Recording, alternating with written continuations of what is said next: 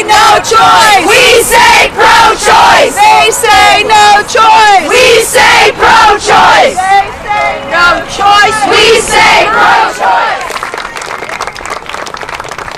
I don't think we can let this happen. We have got to be loud.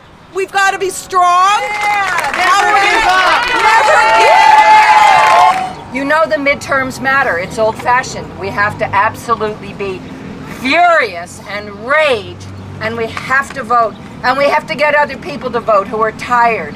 We're not tired. Look at us. We're all here. We're all still here.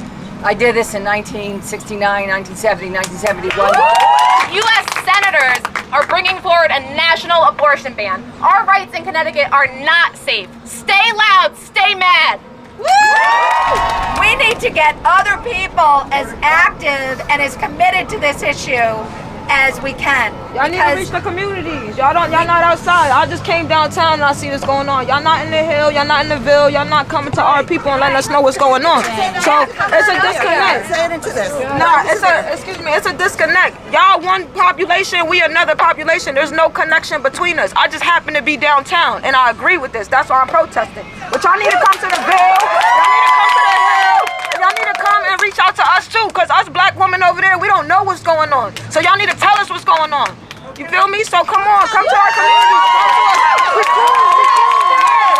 Yeah. My body, my choice. Listen, I went on womensmarch.com. That's the only way I know. That's how you knew? That's how I know. March, womensmarch.com. That's how you get the information for these things. Nobody is out there leafleting. Nobody's out there knocking on doors. It's all online. You have to make the effort and get online and look. This is all over the country right now. There are going to be millions, we hope, hundreds of thousands anyway, of women all over the country doing this. Women and men and supporters. And it's not just about Roe. Remember, this is about Casey. This is about Griswold. That was right here in New Haven, Connecticut, Griswold. Your right to birth control, to access to birth control, that started right here, and they're going to try to take that away. And it's also going to be loving. You're not going to be able to have interracial marriages if some of these people in Virginia get their way. You can't let that happen, and in order to do that, you have to be proactive. Go online, find these demonstrations, sign all these petitions, write to your Congress critters and your senators, write to everybody. And do this more than one day. Absolutely, absolutely. And keep in mind, we are the majority. A majority of Americans are pro-choice. They are the minority. We can't let them win. That's right. Hi, I'm a nurse practitioner at Planned Parenthood, and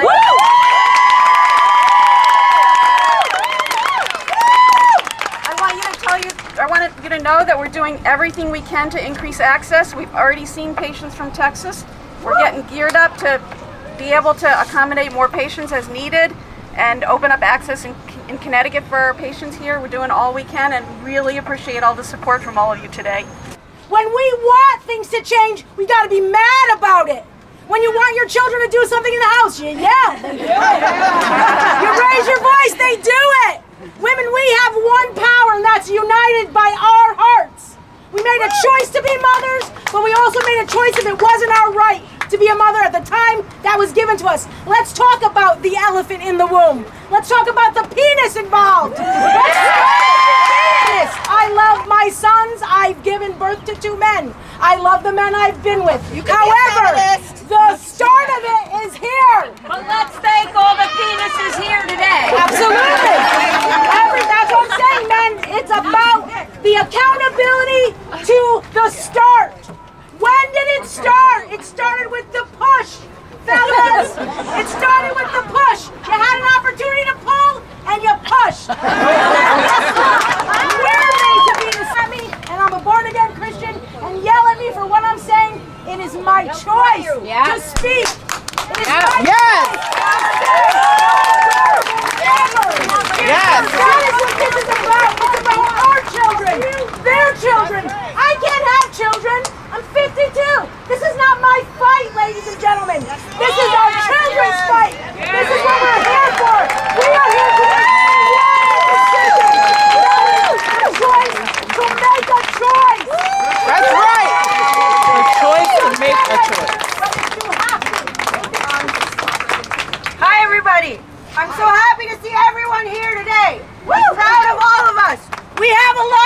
to do? Why is it that every year, every time there's a vote, women's bodies are a battleground on votes? Right. We do not vote on vasectomies. Right. Why not? We do not vote on men using condoms. Right. Woo! We have to beg to get the pill covered by insurance. This is fucking ridiculous.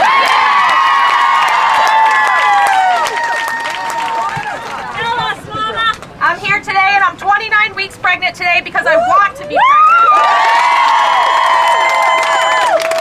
But not everybody wants to be pregnant. Not everybody feels safe to be pregnant or carry through pregnancy. It is fucking hard to be pregnant. My body hurts.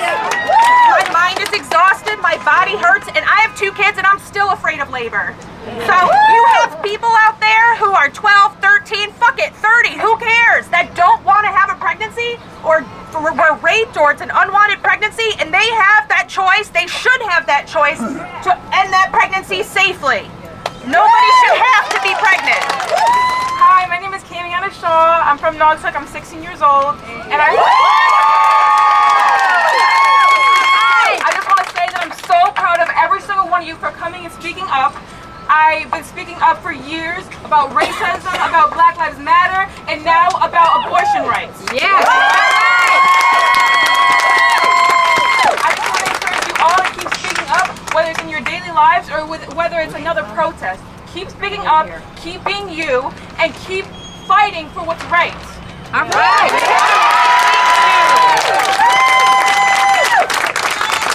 I do.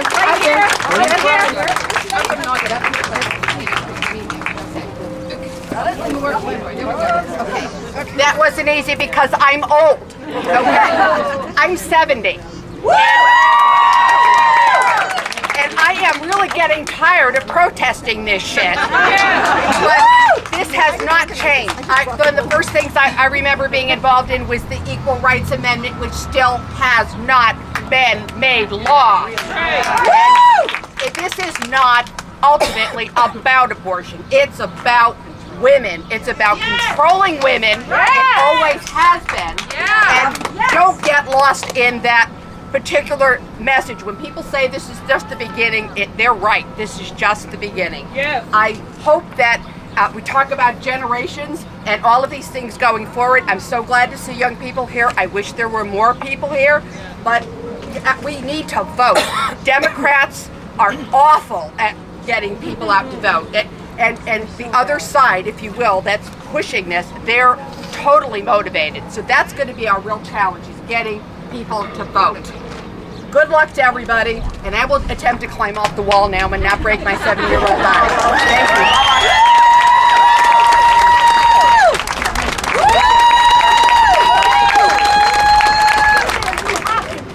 I'm gonna stand here, I'm tall enough. I want to say, I think it's outrageous in this country that people are trying to outlaw abortion and force people to give birth, to be pregnant, in a country where the maternal death rate is so much worse than in other developed countries, in a country where black women are dying from pregnancy and childbirth at alarming rates. We don't want to solve that first before we force people to be pregnant, force people to give birth. I think it's outrageous that we're in a country with a really bad baby formula shortage, and we're gonna force people to be pregnant and to have babies. We're in a country where poverty is out of control, housing costs are out of control, food costs are going up and up. It's so hard to have a family and raise a family, and they want to force people to be pregnant and to have babies. That's outrageous, and we all need to vote.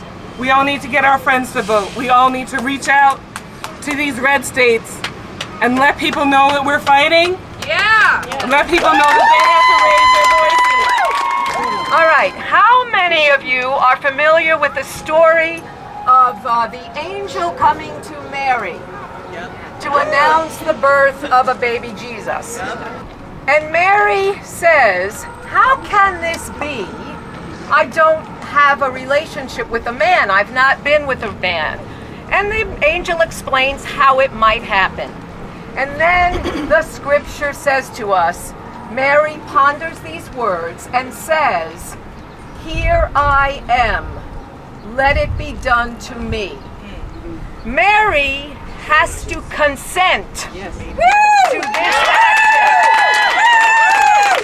A dimension to this that we need to be very, very frightened about. When you look at the Supreme Court justice, who on the basis of their religious beliefs are wanting to dictate the laws on everybody in a country that's supposed to have separation of church and state. And what the language we need to use to describe what they're doing is Christo-fascism. Don't believe in abortion, don't have one, but don't tell anybody else what they have to do. So frightened by this effort to turn this country into the Handmaid's Tale. So thank you all who are here. We're going to keep this fight going. We're going to expand. We're going to go into the neighborhoods like the young woman said. We need to be all over this city. And we are going to fight back and say no to Christo-fascism. Say, and we need to say yes to the dignity of all women, women's rights to choose, and support life in all its forms.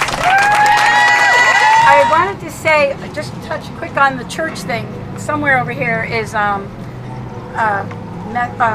First in Summerfield Methodist Church, and I started to get involved with them a little bit because I have a trans daughter, and I have lots of friends who are in the LGBT community, and that church at First in Summerfield, they're very, very accepting of the LGBT community, because we should be loving each other and everybody. It's no plan, and thank you so much for coming out and for bringing a bullhorn and for getting up and being willing to speak. I just needed to be around some people and express these feelings. I want to say a couple of things. I wanted to say that any reason for an abortion is a valid reason. I wanted to say that this is not a women's issue. This is a human issue. And this is just the start. They are going to come for everybody's rights. This is not just blue state, red states. This is everywhere. So everything is at risk now, and we need to act up and march and speak out. We cannot wait. We cannot be complacent. The time is now. This is an autonomy issue, and this is affecting not only women but also trans people in a huge way. A lot of the states who are going to have a trigger ban law when Roe is overturned, which is a huge possibility, are also the states who are going to have who already have trans medical laws in place, and who it's already affecting trans people who don't have access to medical care. So if trans people do get pregnant, they will not have any health care. They will actually, their clinicians will be put in jail for up to 10 years if they help them. Longer than a rapist gets. Longer than a rapist gets. So I just want that to settle in for people, and reach out to the trans people in your life that you know and take care of them, because this is affecting them across the country and locally too. I mean, it's always been an issue for us. And also I want to uplift that it's a bigger issue for BIPOC. Black women especially have a higher mortality rate for pregnancies. So, I mean, it affects women definitely, and also marginalized communities even more so. So I think that's just something that we should think about.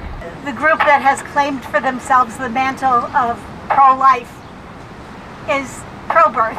They are not pro-life. They don't give a damn once the baby is born.